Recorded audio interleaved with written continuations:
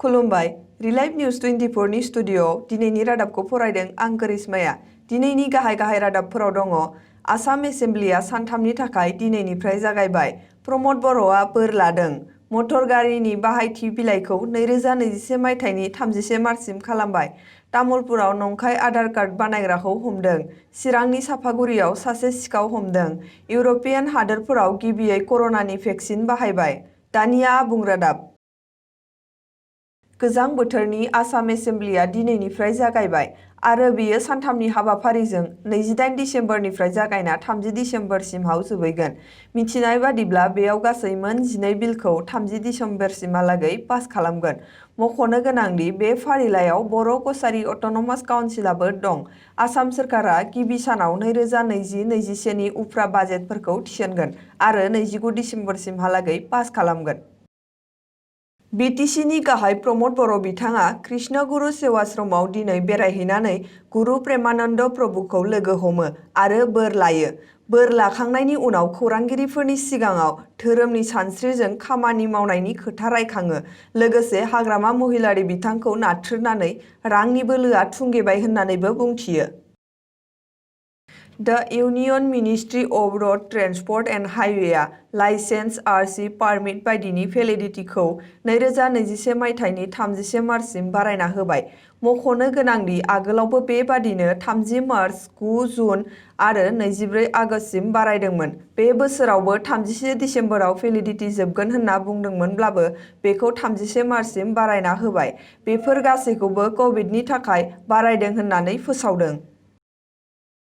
बाक्सा जिल्लानि तामुलपुराव तामुलपुर पुलिस बिफानआ मोनसे इसिङारि सुलुं बिथा खालामनानै गंसे नंखाय आधार कार्ड बानायग्रा मिरुखौ संदानना हमनो हादों। बाक्सा जिल्लानि तामुलपुर थानानि सिङाव थानाय सापाताल गामियाव साइनुल हक मुंनि सासे सुबुंनि न'आव आधार कार्ड सेन्टारखौ बानायदोंमोन। मख'नो गोनांदि तामुलपुर थानानि आइसि मनरन्जन मेधि, एसआइ कामेस्वर बर'नि दैदेननायाव पुलिस बिफानआ सामाद आलीखौ खानो हादों। बेजों लोगोसे गंनै laptop, scanner machine, Xerox machine, fingerprint machine आरो गोबां सुबुंफोरनि फोरमान बिलाइखौ तामुलपुर पुलिसआ बोखारदों। मख'नो गोनांदि दायनिगिरि सामाद आलीखौ हमनो मोनदोंब्लाबो बेजों लोगोसे थानाय सानै सुबुंखौ खारखोमानानै दं होनना पुलिस बिफानआ फोरमायो। जाथायखौ मोजाङै मिथिनो थाखाय तामुलपुर पुलिस बिफानआ सामाद आलीखौ गोबां सोंथि खालामदों होननानै मिथिनो मोननाय जादों। আজি 12:30 বজাত আমি এক গোপন সূত্ৰৰ ভিত্তিত জানিব পাৰোঁ যে তামোলপুৰ থানাৰ অন্তৰ্গত চাপাতল গাঁৱত কেইজনমান যুৱকে লেপটপ, স্কেনাৰ মেচিন, কম্পিউটাৰৰ লগত জড়িত কিছুমান বস্তুৰ দ্বাৰাই ভুৱা আধাৰ কাৰ্ড বনাই আছে। এই গম পাই লগে লগে আমাৰ ASI কামেশ্বৰ বড়ো লগতে এটা পুলিচ টিম তাত গৈ আমি এজন ল'ৰাক কৰায়ত্ব কৰিব সক্ষম হ'লোঁ আৰু বাকীকেইজন পলাই যায়। এই ল'ৰাটোৰ নাম হৈছে কি সামাদ আলী, এই চাপাতলতে ঘৰ বৰবিলাত। বৰ্তমান যুৱকজনক আমি কৰায়ত্ব কৰি অধিক প্ৰচাৰ থানাত ৰখা হৈছে আৰু পৰৱৰ্তী পৰ্যায়ত গোচৰ ৰুজু কৰি ল'ৰাজনৰ আমি আইনগত ব্যৱস্থা লোৱা হ'ব। बरपेटानिफ्राय बङाइगावसिम फैबाय थानाय बासआव पियारा बेगम मुंनि सासे आइजो सिखावखौ हमनो मोननाय जादों। पियारा बेगमआ बासआव फैबाय थानाय गौरीप्रिया नाथ, शिवप्रिया नाथ आरो प्रीति दास मुंनि साथाम दावबायारिनि बेगनिफ्राय फैसाखौ हानबाय थादोंमोन। बे समावनो दावबायारि साथामनि सासेया नुनानै हमो। दावबायारि साथामा सिखावखौ सापागुरि ट्रेफिक पुलिसनि आखायाव गथायो। मख'नो गोनांदि सानै दावबायारिनि रांखौ खावखांनायनि उनाव थामथि दावबायारिनाव खावबाय थानाय समावनो हमनो मोनदों। बेराफारसे हमजानाय सिखावा सिमान जायाखै। নাম জানো? ক'ৰ মানুহ হয়? তেতিয়াহ'লে নাম নাজানো তোমাৰ ঘৰৰ ওচৰৰ হ'লে? কি নাম? ৰাহিমে। ল'ৰা নে ছোৱালী? মাইকী মানুহ। তোমাৰ লগত একেলগে পকেট মাৰে নেকি? মই আহিছোঁ হেৰিৰ পৰা চকচকাৰ পৰা বাছত এওঁ কেতিয়া ক'ত উঠিছিলোঁ মই গম নাপাওঁ।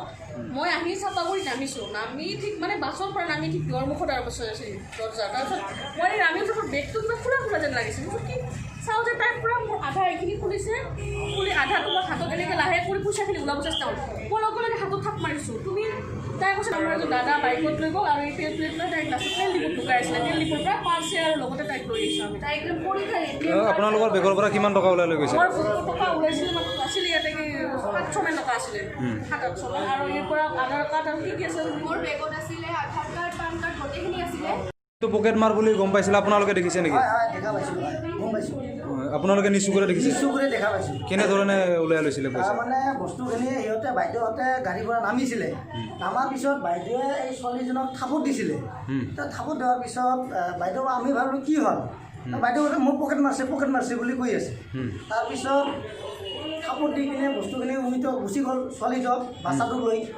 তাৰপিছত এতিয়া কৈ আছে যে মই লোৱা নাই কৈ আছে তাৰপিছত আৰু এজন ছোৱালী যাই পিনি কৈ আছে যে মোৰো ATM কাৰ্ড মোৰ বস্তুখিনি হেৰাই গৈছে তাৰপিছত আমি তোমাৰ বস্তুখিনি হেৰাই গৈছে তেনেহ'লে বাইদেউ আকৌ দৌৰি আহিলে কয় বলক এই পিলপিলিলৈ যাব লাগে ঠিক আছে পিলপিলিলৈ যাব লাগে আমি যাম আকৌ যোৱাৰ পিছত আমি বিচাৰিলোঁ নাই এতিয়াল ডিপুটোৱে যে আছে এতিয়াল ডিপুত আমি গ'লোঁ যোৱাৰ পিছত দাদা আপোনালোকৰ ইয়াত এটা মাইকী মানুহ আৰু এটা বাচ্চা মানুহ দুজন মাইকী মানুহ সোমাইছে নেকি কয় সোমাইছে হয় কি হৈছে কয় পকেট মাৰ কৰিছে মাইকীটো তাৰপিছত আমি তাৰ পৰা মই দৌৰি গ'লোঁ যোৱাৰ পিছত চাওঁ ATM কাৰ্ডবিলাক ভিতৰত পৰি আছে তাৰপিছত ভিতৰত পৰি আছে এজন বাইদেউ আছিলে বাইদেউৰ কম ATM কাৰ্ডবিলাক মোৰ হয় এইবিলাক তাৰপিছত মই উঠাই বাইদেউক দিলোঁ इउर'पियान हादोराव मैयानिफ्राय गिबियै कर'ना बेरामनि भेक्सिनखौ बाहायबाय थांनाय शुक्रबारखालि इउर'पियान हादोराव भेक्सिनखौ राननाय जादोंमोन भेक्सिना मुलि बानायग्रा जार्मान कम्पानि बाय'टेक आरो आमेरिकानि मुलि बानायग्रा फिजारजों बानायजादोंमोन मैया गासै 450 मिलियन सुबुंफोरनि देहायाव कर'नानि भेक्सिनखौ होनाय जायो थांनाय समाव इटालि हादोरावनो बांसिन कर'नाजों थैदोंमोन गासै 71,000 सुबुंफोरा थैदोंमोन गासै इउर'पियान हादोराव 16 मिलियन सुबुंफोरनियाव कर'ना जायो आरो 3,36,000 सुबुंफोरा थैयो दिनैनि रादाबा एसेनोसै गोजोन्थों